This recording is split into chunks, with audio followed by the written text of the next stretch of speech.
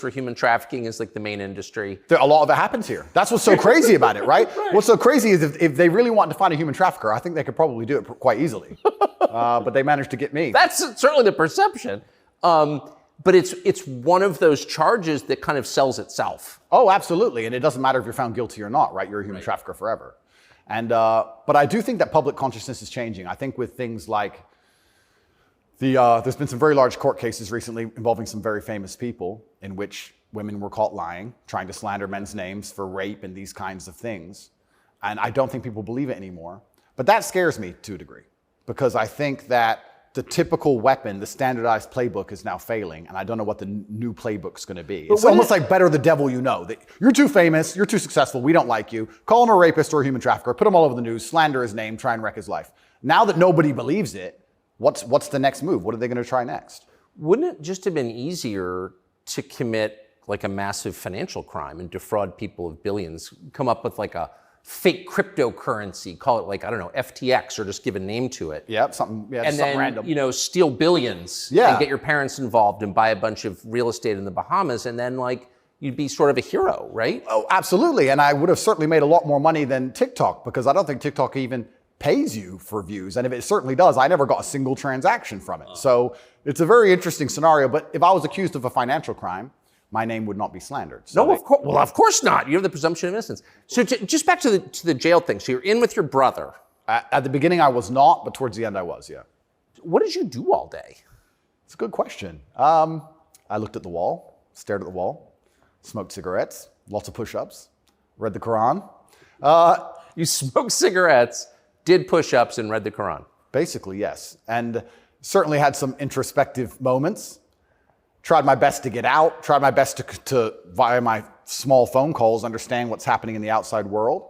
Tried to make sure that the people I love and care about are taken care of, because I'm the man of my family, and I'm also the man of quite a large, I wouldn't say empire, but life. And there's a whole lot of people who rely on me. You know, you have staff and families, you have children and families. I know the feeling, yeah. So when you're plucked from that, it's kind of strange. You're in jail and you're concerned for yourself, but your primary concerns are also all your duties as a man. I have duties as a man. I don't want children to starve. You've got a whole tribe. I've got people to pay. So it was very, very frustrating, constantly trying to make sure everybody else was okay and feeling helpless. That's what hurt me the most.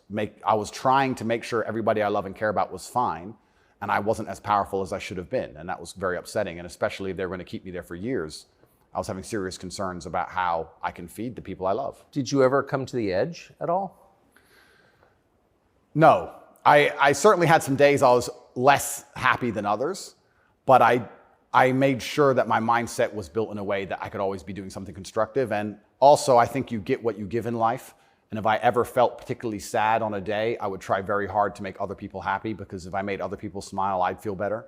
So even the dinner ladies or the prison guards, I'd try very hard just to make people smile. I know it sounds silly. Some of the prison guards were more open than others, but there was a couple prison guards who were ice cold, who didn't want to say a word to me, and were like, "Hey, bro, your hair looks amazing," and he just stare at me like he wants. Shut up. But I just try my best to cheer people up, to cheer myself up, and as a man, all you can do is just find the resolve to continue doing the best you can in the current circumstance. So, what were the other prisoners like? I don't want to insult Romania in any way, and I love this country, and I chose to live here. But if I had to describe it for the people, for an American audience to understand, I don't think Romania and a lot of these countries have the same kind of mental health setup or the mental health support that a lot of Western nations have. So you end up in jail. Ooh. So I think there was a lot of mental health problems inside the jail. So it was very similar.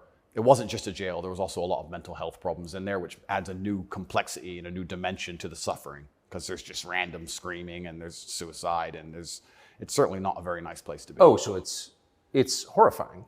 Yeah, I don't want to go back. You hear the phrase Romanian prison, and it sounds tough, so it was what you would imagine. It is, and when this process is over, there's a lot more I will say, but I will say the staff were very nice to me, and I want to make this clear. I want to make it very clear that all the staff in the jail were very professional and very nice to me.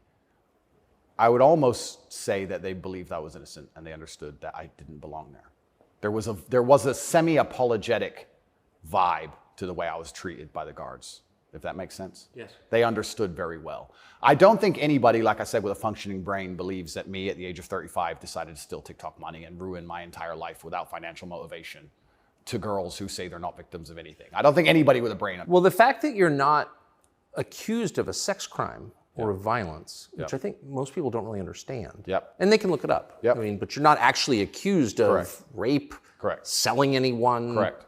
pimping. Correct. Okay.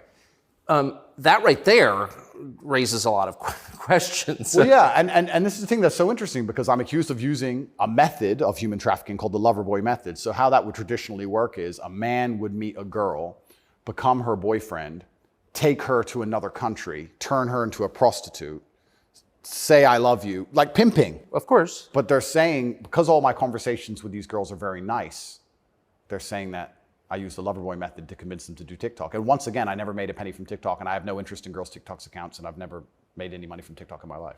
So that raises the question. So that right there, I think, I mean, we can let people assess. I'm not, an expert on the Romanian legal code, but that's kind of not the impression that most people have. Okay? And that's the media who have made that the media have tried very hard to do that. And if I had to estimate, I think that the overall intention was just to throw me in a cell, use the media machine to drum up something real. I think that's what the goal was. So, but what's and I believe that. It seems, obviously. Yeah. One thing, I've never been to Romania before, and one thing I'm struck by is the American presence here. Oh, it's massive. Fully understand that. So there are 3 NATO bases here. Yep. Now. They're bustling because of the war in Ukraine. Yep. One's on the Black Sea, Yep. right below Crimea. So this is strategically important, this country, to NATO. Absolutely. And so this is a lot less far away than I realized. It's much more American influence. Oh, absolutely. Do you think that played a role? Yeah, well, I think, and I don't want to get this incorrect, I think it's the 2nd or 3rd biggest U.S. embassy in the world. The U.S. embassy here looks like a prison. It's huge. They've got a huge embassy here. And even during Ceausescu, during the communism days, Romania was an ally of the West, even during communism. Yes. So, yes. Ceausescu came to New York. Yes, that's right, yeah. So Romania and America have been very good friends for a very long time. I have to be careful what I say, but it's certainly very interesting what's happened to me. The American embassy were not particularly helpful, let's put it that way. They weren't very interested in me being locked up without charge. They didn't seem very interested in getting me out. But you're an American citizen. Absolutely. And so you're an American passport holder. correct. So I think the average American believes, perhaps falsely, that if you're accused of a crime in a foreign country, particularly a less developed country like Romania, you go to the U.S. Embassy and someone takes an interest in your case just to make sure that your treatment falls within, accepted standards of justice. Yeah, they came to see me, but when I was asking them what they can actually do about all of this, they weren't particularly helpful. I don't want to peddle conspiracy theories, and I've heard a lot of information, etc. But I wouldn't say they sanctioned it. I don't know if they had to sanction it, but they weren't particularly interested in getting me out. But at least they came to see me more than once. I mean, they kind of pretended to care. The UK embassy didn't even pretend to care. The UK embassy was, I really think they enjoyed it. They didn't. And you're a British subject as well? Correct. And this is the kind of thing, and I want to say this here, that's kind of frustrating for me because Romania is my home now for 7 years, but I'm half British, half American originally. And when something like this happens to you, you have this longing for home. You kind of want to go home. When you end up in a jail in a country where, even though you've lived for a long time, you don't speak the language, you don't understand the legal system, going to court in a foreign language is far more intimidating than in your own language. I can imagine. You don't have a clue what's being said. You don't understand how anything works. And then you kind of have this longing for home, but I feel like my home countries hate me, and they hate me because of my message, which I believe to be a positive message. So you kind of have this strange feeling of homelessness, because it's like, well, if I go to the UK, I believe they're going to attack me the same. If I go to America, I believe they're going to attack me the same. So where do you go? It's kind of scary. Where do you go? It's a good question. We're going to have to see. And how did you wind up here? I moved to Romania. I came to visit a long time ago. Before anybody ever visited Romania, I came to visit, and I genuinely fell in love with the place. It truly is a fantastic country. I love nature, as an amazing nature. It's a very safe place. It has this reputation of being dangerous. It's not dangerous. It's very safe. The people are very good. The people are very conservative traditionally. It's almost like America was 20, 30 years ago. It's gorgeous. They have a bunch of nice restaurants and plenty of things to do, and I've never had a problem here in any way. Never had any issue with the law or with the other side, criminals, nothing, until this came out of nowhere. So it's been very strange. So what is it about your message, do you think, that infuriates certain people? Well, my message is traditional masculinity. My message is to stand up and say what you mean and mean what you say. And even going to the gym nowadays is an act of defiance, because when you have a man who's built with any degree of principle, you say no to things.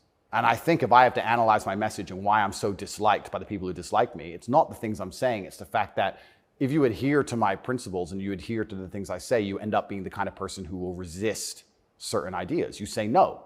What kind of man never says no? Name a man who never says no. Men say no, right? Men wake up and say, no, I don't think that should be done this way. No, my children will not be taught that. It's no. the father's primary job. Absolutely. So when you say to men, listen, you're allowed to have an opinion. You're allowed to have standards. You're allowed to have boundaries and barriers. You're allowed to get up and become important and work hard and try hard and become the kind of man who can't be controlled, then you're seen as an enemy. And especially with the massive influence I've gained, I think they look at me and go, he's helping men resist the slave programming. We don't need him around. We need to empty their brains so we can inject the slave programming and convince men to be eunuchs, because once you're eunuched, then you're not a threat.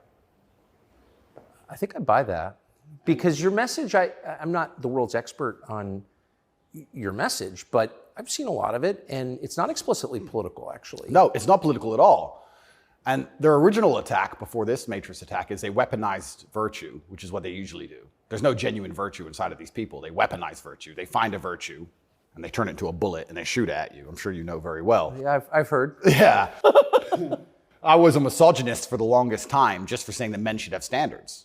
If you tell a man he can have standards in a relationship in any way, you're a misogynist. It's actually very interesting because What does that mean to have standards in a relationship? But this is the thing that's so interesting about it, because they've gendered the argument when I never did.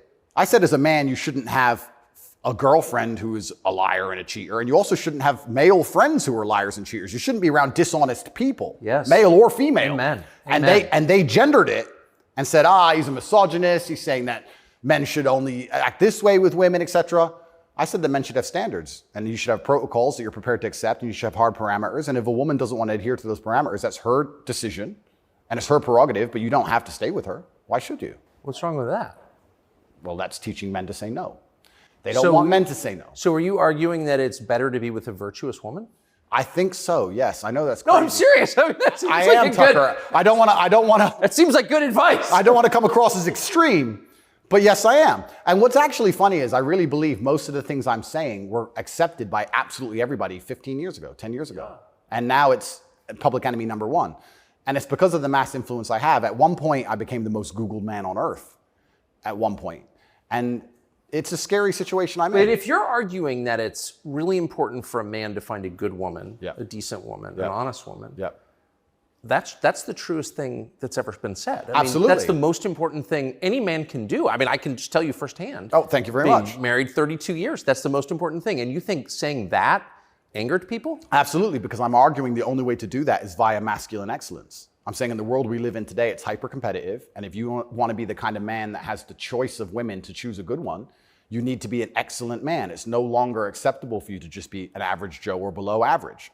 You have to get up and you have to work hard and you have to be smart and interesting and you have to be charismatic and make some money and be in good shape and you have to try very hard. And unfortunately for them, if you follow that path as a man and you become successful in those realms, you end up being the kind of person who resists enslavement. You become the kind of person who wakes up and says, no, I don't believe in that. That doesn't make sense to me. I can't imagine a better message than that.